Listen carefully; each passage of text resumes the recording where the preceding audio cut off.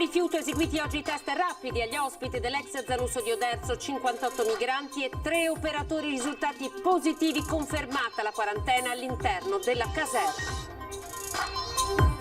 Il Veneto anticipa a Roma test rapidi nelle scuole, l'Ulso 2 in attesa di avere le linee guida della regione, Venazzi pronti a partire anche da domani. Focolaio in Comelico verso l'adozione di misure più restrittive dell'uso della mascherina sempre fuori casa, la riduzione degli orari dei locali, la proposta dell'ULSS è ora al vaglio dei sindaci. Grave incidente domestico a Bigolino, bimbo di 2 anni ruzzola giù dalle scale, batte la testa e ricoverato in rianimazione all'ospedale di Treviso. Rissa ieri in un bar in pieno centro a Oderzo, protagonisti 2 nomadi che hanno preso a bottigliate altri avventori che cercavano di calmarli, 2 feriti. Secondo giorno di mobilitazione promossa dai sindacati di categoria dei metalmeccanici, incrociano le braccia davanti ai cancelli della Berco di Castelfranco Veneto chiedendo l'immediato confronto con l'azienda. Covid e difficoltà anche economiche, crescono ansia e paure. A Treviso arriva lo psicologo di quartiere, accordo tra comune e ordine degli psicologi e consultorio. Buonasera, ben ritrovati in diretta, questa è l'informazione di TG Treviso, in apertura subito con le immagini all'ex Zanusso ad Oderzo, dove da questa mattina sono stati eseguiti test rapidi sui migranti che inizialmente avevano rifiutato di essere tamponati. Il risultato: 58 migranti sono risultati positivi e 3 operatori. Sono 61 i positivi all'ex caserma Zanusso di Oderzo, di questi 3 sono operatori. Anche in questo focolaio tutti i positivi sono asintomatici. È il risultato dello screening effettuato dalle prime ore della mattinata dall'autorità sanitaria, sommando già i 5 che erano risultati infetti nei giorni precedenti. Un risultato preoccupante anche se la situazione è sotto controllo. Da questa mattina tutti i 171 ospiti dell'ex caserma Zanusso hanno deciso volontariamente di effettuare il tampone. Non erano mancati i momenti di tensione che hanno portato l'equipe sanitaria a desistere, facendo tornare in mente gli scontri accaduti a luglio per lo stesso motivo all'ex caserma Serena di Casier, ma così non è stato. I negativi faranno un percorso di questo genere, fino al 9 stanno tutti in quarantena. Il giorno 8 la ULSS verrà e farà un ulteriore giro di tamponi per verificare se ci si sono sviluppate ulteriori positività nei giorni precedenti alla giornata di oggi, e a seguito di questo tampone del giorno 8 i negativi verranno liberati e i positivi terranno un altro percorso di quarantena. All'interno della caserma è stata predisposta un'area per i positivi. Sì, è stata realizzata nel corso delle ultime settimane una nuova tensostruttura e un nuovo container bagni per isolare all'interno di questo tutti i positivi. Oltre a questo avranno ovviamente tutto quello che serve, riscaldamento, il wifi e dei tavoli esterni per avere una giornata normale. Ricordiamo che sono tutti ragazzi asintomatici. Tutti hanno accettato di buon grado di effettuare il tampone veloce. Ma ringraziamo l'attività dei mediatori e soprattutto l'intelligenza dei ragazzi che, una volta spiegato bene quelle che erano disposizioni sanitarie, oggi ci sono adeguati. Dall'ex caserma alle scuole, test rapidi, si potrebbe partire già da domani. Sentite che cosa ci ha raccontato il direttore generale Francesco Benazzi.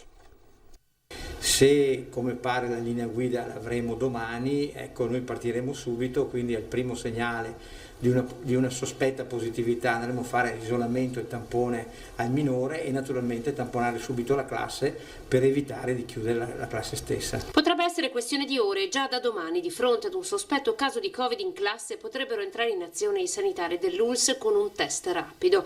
Test conferma o meno della positività a quarantena oppure no. Un passaggio decisivo che cambierebbe le sorti della scuola in tempo di Covid. La Regione ha deciso di anticipare, come rileva il direttore generale Francesco Benazzi, il Ministero, con linee guida regionali che dovranno essere approvate dal Comitato Tecnico Scientifico regionale. Per me la linea guida della Regione è legge, è norma. Io sono un direttore generale del Veneto, quindi io ascolto quello che mi dice il Veneto, per cui mi muovo in tal senso. Ne avevo già parlato alla professoressa Sardella, la quale a sua volta aveva già sentito i suoi direttori per fare in modo di avere l'autorizzazione essendo minori, da parte dei genitori di poter effettuare il tampone in classe. Intanto sul fronte contagi, dopo i 3 casi alla De Amicis, ora l'ULSS sta gestendo un nuovo caso di positività in una scuola del Monte Bellunese. Sul ruolo del pediatra e sulla sua discrezionalità nel prescrivere o meno i tamponi è già previsto un incontro. Martedì incontreremo i colleghi pediatri e ce ne parleremo insieme per vedere appunto di fare questo filtro, che è un filtro, deve essere un filtro importante per evitare code o sovrapposizioni di persone che arrivano ai Covid point. Ad Oderzo e Conegliano intanto l'ULSS da sabato attiverà i nuovi drive-in punto di accesso per eseguire tamponi. Saranno aperti dalle 7 alle 19. La cronaca con il dramma di Bigolino di Valdobbiadene, un bambino di soli 2 anni è caduto da una rampa di scale nella sua abitazione. Siamo in via del Corna, il piccolo è ruzzolato per una decina di scalini ed ha battuto la testa. Immediata la chiamata dal 118, da Treviso si è levato in volo l'elicottero. Il piccolo è stato portato all'ospedale dove si trova ora ricoverato in prognosi riservata. La prima a soccorrerlo è stata la mamma, mentre i sanitari si sono soffermati a lungo sul posto per stabilizzare le condizioni del piccolo, che sono apparse critiche fin da subito. Ora si trova in rianimazione. E c'è stata un'altra caduta, questa volta a Vittorio Veneto in via Menarè. Un 83enne è caduto, pare da un'altezza di 3 metri, si trovava all'interno della sua azienda, pare sia il titolare di un'azienda, è caduto perché il solaio ha ceduto. È intervenuto anche qui il SUEM, l'uomo è in ospedale ma pare che le sue condizioni non siano critiche. Una rissa invece è scoppiata in pieno centro a Oderzo. La notizia ve l'abbiamo data ieri sera, oggi vi raccontiamo tutti i dettagli. Tutto è partito per niente, sì. Hanno litigato con 2 clienti dentro e dopo si sono menati e è successo questo, sì. È iniziata così la terribile zuffa all'interno del bar Pivetta in pieno centro ad Oderzo. 2 persone, padre e figlio, giostrai, da poco arrivati in zona, dopo aver passato un po' di tempo nel locale ed aver esagerato con l'alcol, pretendevano di pagare il conto con il bancomat. Operazione che purtroppo nel locale non si può effettuare perché sprovvisto di POS. Nonostante le spiegazioni del titolare del bar, i 2 non volevano sentire ragioni. Una lite scoppiata per futili motivi, perché uno dei due avventori voleva pagare col bancomat e il gestore locale non era in possesso di questo strumento di pagamento e da lì, diciamo così, è scoppiato l'alterco. La zuffa sarebbe nata subito dopo con un paio di clienti italiani intervenuti per far capire ai 2 parenti, evidentemente troppo alterati, che dovevano pagare con dei contanti, smettendola di fare confusione. Uno di loro, il più giovane, ha però deciso di reagire in modo violento. Il bilancio è di 2 feriti opitergini cinquantenni colpiti con cocci di bicchieri rotti e un coltello. Al collo, al mento e al viso, entrambi sono finiti al pronto soccorso. La bagarre è continuata con l'arrivo anche di altri sinti chiamati a rinforzo dai 2. Dopo aver rotto la vetrata d'ingresso del bar e un vetro di un bancone, tutti insieme hanno cercato di darsi alla fuga. Fortunatamente le pattuglie dei carabinieri, subito intervenute sul posto, hanno fatto in tempo a fermare i 2 aggressori. I 2 aggressori sono stati portati presso la tenenza per gli accertamenti del caso e sono stati poi denunciati a piede libero il figlio per lesioni personali e il padre per danneggiamento aggravato. Ecco.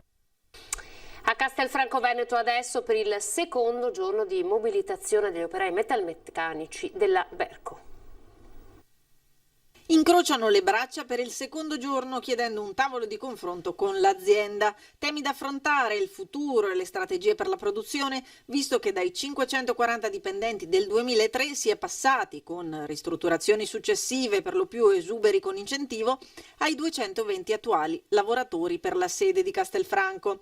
Stessa sorte per gli impianti non rimpiazzati, per l'azienda che produce componenti sottocarro cingolati che le aziende produttrici di macchine in movimentazione terra e da miniera montano sui propri veicoli. Altro è che abbiamo l'integrativo aziendale che scade il 30 di settembre e ad oggi non abbiamo ancora ricevuto nessuna notizia dopo 16 ore di sciopero qua a Castelfranco e 32 a Coparo, che è la filiale principale.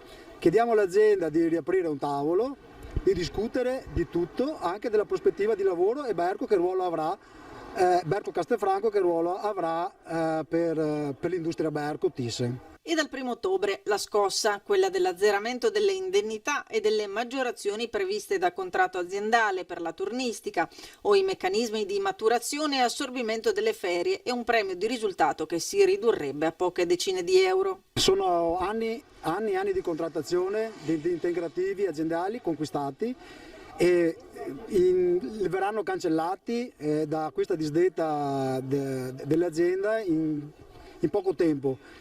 Quello che vogliamo fare è cercare di mantenere questi diritti nostri, perché andremo se no a perdere del salario, delle risorse importanti anche per la comunità di Castelfranco e i paesi limitrofi, perché comunque le persone che sono all'interno di Berco sono anche dei paesi limitrofi, e questo secondo me è un danno per tutto il tessuto sociale.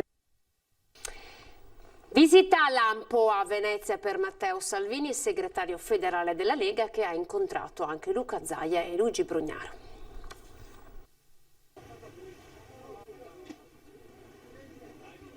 È stata una mattinata densa di impegni, quella trascorsa a Venezia da Matteo Salvini. Una mattinata iniziata a Palazzo Balbi con un primo incontro riservato con rieletto presidente della regione Luca Zaia, proseguita con un altro incontro a porte chiuse con rieletto sindaco di Venezia Luigi Brugnaro e conclusa in un albergo a 2 passi da Piazza San Marco assieme a diversi neoeletti della Lega all'ultima tornata elettorale. Qua c'è tanto da fare, c'è da finire la pedemontana, c'è da rilanciare il turismo.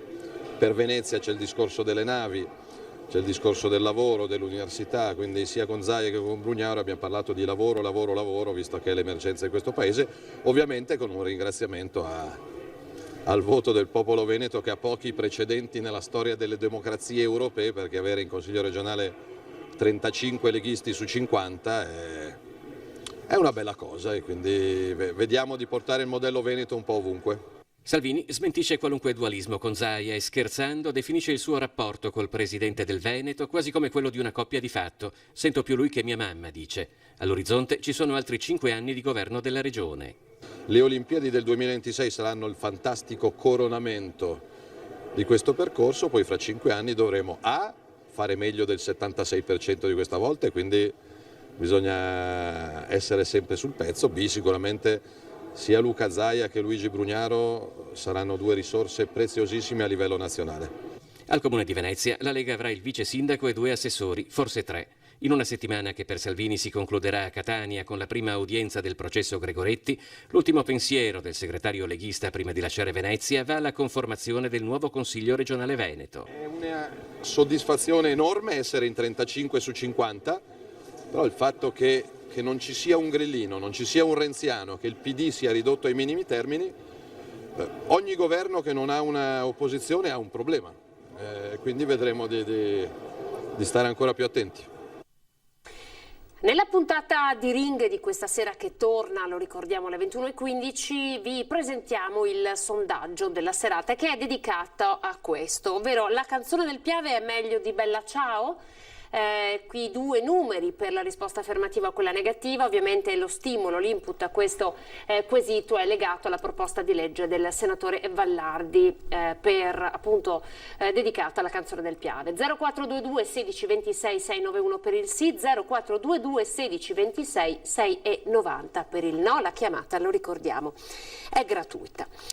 E tempo di Toto nomi per quanto riguarda la nuova giunta regionale. Zaia ci sta lavorando, vediamo se riusciamo a darvi qualche anticipazione.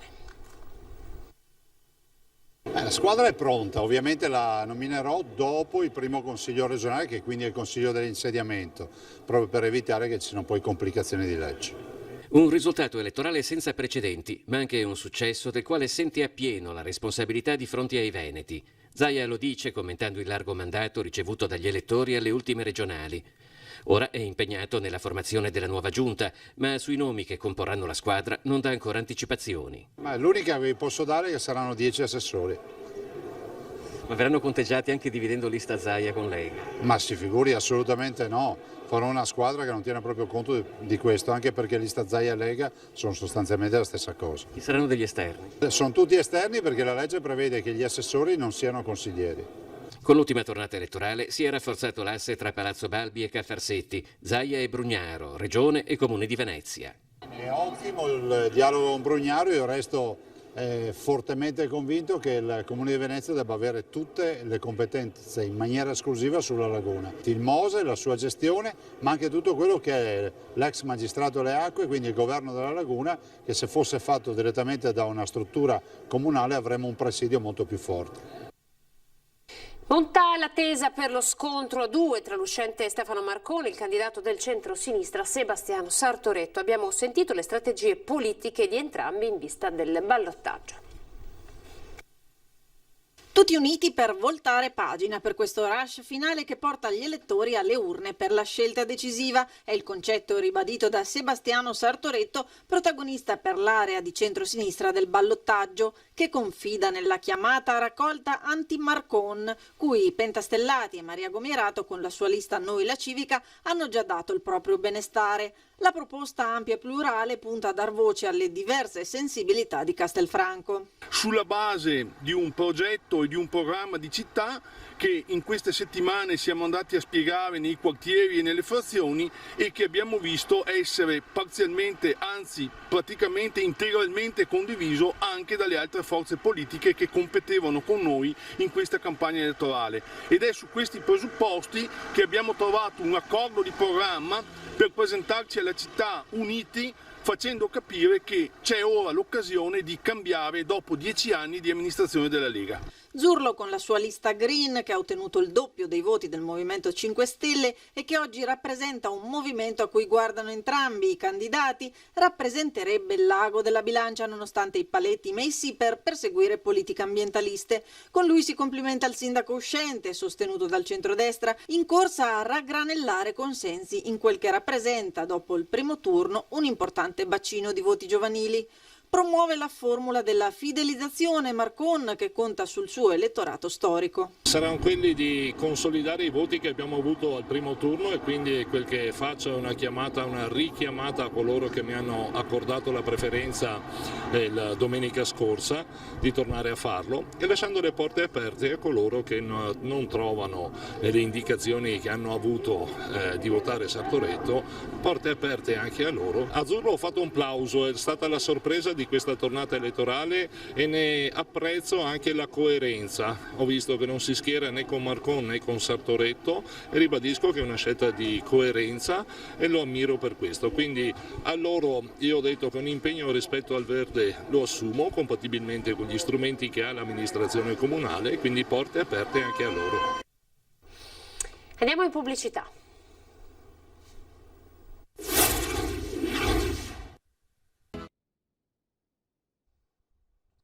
Ripartiamo dalla Giunta Comunale di Treviso con il rimpasto delle deroghe. Vedete che cosa accadrà. Guai a chiamarla bocciatura, il rimpasto di deleghe che attende la Giunta trevigiana e potrebbe a breve vedere luce, sicuramente entro Natale, rientra in un piano di riorganizzazione puramente funzionale, che va di pari passo con il cambio di dirigenti avvenuto già in estate. I cambi al vertice riguarderanno i settori di scuola e lavori pubblici, cui il sindaco Conte ha deciso di assegnare un assessorato in via esclusiva. E così lo sport, prima in capo a Silvia Nizzetto, già assessore alla scuola, passa al vice sindaco Andrea De Checchi, mentre il verde, gestito fino adesso da Sandro Zampese, in tandem con i lavori pubblici, andrà ad Alessandro Manera. Ci sono talvolta delle tematiche che necessitano di maggiore attenzione, come per esempio in questo momento la gestione della scuola o come per esempio il settore lavori pubblici che, vista l'entità degli investimenti che questa amministrazione vuol fare, necessita di un'attenzione maggiore. Un passaggio di palla che sa di gioco di squadra, di ricomposizione del modulo di gioco, per usare una metafora calcistica, perché l'emergenza Covid ha chiesto per la scuola una difesa più importante e robusta, per gli investimenti pubblici un attacco più decisivo. Verde e ambiente saranno così gestiti in tandem dall'assessore Manera. Con alcuni ne ho già parlato, alcune decisioni le prenderò anche nei prossimi giorni, nelle prossime settimane, non c'è nessuna fretta. Ovviamente questo significa adattarsi a quelle che sono le nuove esigenze della città, soprattutto nel post-Covid. Saranno celebrati domani pomeriggio alle 16 nella chiesa arcipretale di Paese i funerali di Liliana Basso, la 47enne mamma di 4 figli morta per un tumore al seno. La scomparsa di Liliana, insegnante catechista, ha lasciato incredula e addolorata la comunità di Paese. La 47enne lascia il marito Giampaolo Bassetto, i figli Eleonora, Alice, Daniele ed Andrea, i genitori e la sorella. Il feretro partirà alle 15:40 dall'ospedale Caffoncello. Torniamo a parlare di Covid perché in questo periodo sono risultate più evidenti le tensioni all'interno delle famiglie, i casi di depressione, ansia e paure. E così il Comune ha fortemente voluto la partenza, l'avvio di un progetto pilota che vede coinvolto l'Ordine degli Psicologi, l'ULS, il Centro della Famiglia e il servizio inoltre della Regione del Veneto. Vediamo di cosa si tratta.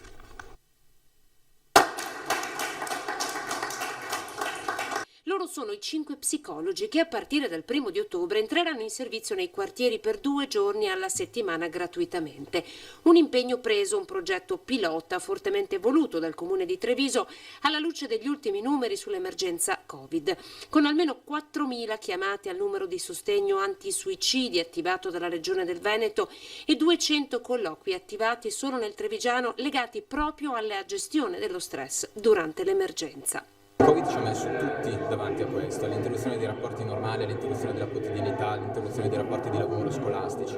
Ricomporre i traumi richiede mettere insieme risorse, ricostituire connessioni, reti, continuità, e questo anche a livello sociale. Il progetto prevede che attorno al disagio di una persona si crei così una sorta di rete che possa interpretarne i bisogni espressi ed evitare in taluni casi che si possa arrivare anche al peggio. Sullo suo appuntamento lo psicologo incontrerà la persona con 1, 2, 3 incontri, deciderà che tipo di bisogno la persona ha e la orienterà. Può essere che il bisogno sia un bisogno di servizi specialistici, quindi verrà orientato direttamente al servizio giusto, oppure che sia semplicemente un supporto di tipo sociale, quindi verrà riorientato verso la rete dei servizi che sono presenti nel territorio comunale. Un punto di ascolto presso il Centro della Famiglia di San Nicolò, uno all'ex circoscrizione nord in via Ca del Galletto, uno a Sant'Antonino alla biblioteca, uno a Villa Letizia e per l'area est allo spazio donna di via Alzaia. L'ipotesi è quella di far emergere problemi che sono sottovalutati e quindi i problemi che tante famiglie in questo momento di difficoltà hanno sottovalutato, dai problemi relazionali in famiglia, in coppia, ai problemi educativi, alle tensioni e alle paure per il futuro, per la scuola e per il lavoro. Il numero verde da contattare per un primo colloquio è l'800 938 844. 2 notizie di cronaca. La prima, 4 trevigiani tra i 55 e i 67 anni sono stati denunciati dai carabinieri di Dossono perché coinvolti a vario titolo nel furto di un carico di legna da ardere. Si tratta di 25 bancali del valore di 3.800 euro sottratti lo scorso 17 settembre in una ditta di Dosson. I militari hanno denunciato a piede libero un 65enne ritenuto l'autore del furto, un 55enne complice, il custode della refurtiva, un 67enne e un 61enne accusato di favoreggiamento. 22 dei bancali di legna rubati sono stati ritrovati dai carabinieri in un fondo agricolo poco distante dal luogo del furto, dove erano stati trasportati utilizzando un camion. La refurtiva sarà ora riconsegnata al legittimo proprietario. E poi un'auto che esce di strada, quindi un incidente stradale, siamo a Collalto, sono rimasti feriti 2 giovani. L'incidente si è verificato nel pomeriggio in via Morgante Seconda. Alla guida della vettura una Citroën C3, un 19enne di Conegliano, al suo fianco era seduta una ragazza. Affrontando una curva l'auto è uscita di strada finendo in una scarpata, cappottandosi e terminando la sua corsa contro un albero. Un urto molto violento che tuttavia ha evitato che la vettura finisse ancora più in basso nel burrone. Sul posto la polizia locale, i vigili del fuoco che vedete nelle immagini. Per le operazioni di soccorso piuttosto complicate vista la posizione della vettura è stato necessario chiudere al traffico la strada per circa 2 ore. I giovani fortunatamente non hanno riportato gravi ferite. E si celebra oggi la giornata del cuore e proprio oggi arriva all'ospedale Ca' Foncello di Treviso la notizia dell'impianto nell'unità operativa complessa di cardiologia del primo pacemaker senza fili. Il pacemaker leadless che ha la capacità di percepire l'attività atriale garantendo quindi il mantenimento della sincronizzazione elettrica tra le camere cardiache, che è una delle più importanti innovazioni nell'ambito della cardiostimolazione. Prodotto negli Stati Uniti, disponibile sul mercato da poco tempo, viene impiantato in casi selezionati ed in centri specializzati. Il paziente era un portatore di pacemaker da lunga data, avendo eseguito il primo impianto nel 1987. L'intervento, che prevede l'inserimento del dispositivo da una vena della gamba, è avvenuto con successo e senza complicanze. Ed ora siamo alla pagina del Bellunese.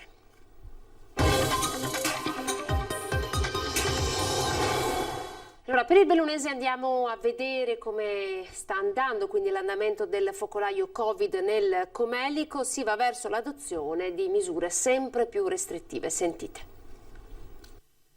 34 positivi a San Pietro di Cadore, 23 a Santo Stefano e 12 a Comelico Superiore. Si allarga il focolaio che sta preoccupando l'Alto Bellunese, tanto che è in programma un giro di vite sulle misure per limitare i contagi, come già sta avvenendo in altre zone d'Italia. Abbiamo parlato ieri con la Direzione Regionale Prevenzione, le ipotesi sono appunto ridurre la possibilità di assembramento, quindi una chiusura anticipata dei locali pubblici, e l'utilizzo stabile della mascherina fuori di casa. Mascherina dunque sempre indossata quando si esce di casa e limitazione delle occasioni di assembramento nei locali pubblici per arginare il contagio in Comelico. Stiamo verificando i dettagli di queste proposte, ci confronteremo con le amministrazioni comunali, il prefetto ne sarà informato, la Direzione Regionale Prevenzione è informata, non stiamo parlando di provvedimenti pesanti, stiamo parlando di provvedimenti leggeri, compatibili con il territorio, ma probabilmente molto utili per chiudere questo focolaio in una quindicina, ventina di giorni. Questo è il nostro obiettivo. Al momento la casistica più significativa coinvolge le fasce d'età comprese tra i 45 e i 50 anni e i 65-70, ma si registrano positività anche tra i bambini e gli over 70. Tranne una persona ricoverata, le altre sono tutte seguite a domicilio. Concordata con la prefettura anche l'intensificazione dei controlli per verificare il rispetto delle norme anti-Covid. Intanto arriva in queste ore la notizia di un focolaio Covid anche a Sappada, 17 positivi correlati a contatti con il Comelico. Torna a Ring questa sera 21:15. Ospiti in studio saranno Maria Scardellato, sindaco di Oderzo, Nicola Tarmi per la segreteria della CGIL di Treviso, Roberto Grigoletto, Partito Democratico, e lo storico Sergio Tazzer. Poi ancora Giampaolo Vallardi, senatore della Lega Nord, collegato via Skype, e Tommaso Razzolini, anche lui collegato via Skype, e ancora Anna Maria Bigon per il Partito Democratico. Ed è tutto, grazie per essere stati in nostra compagnia, vi lascio come sempre alle previsioni del tempo. Arrivederci.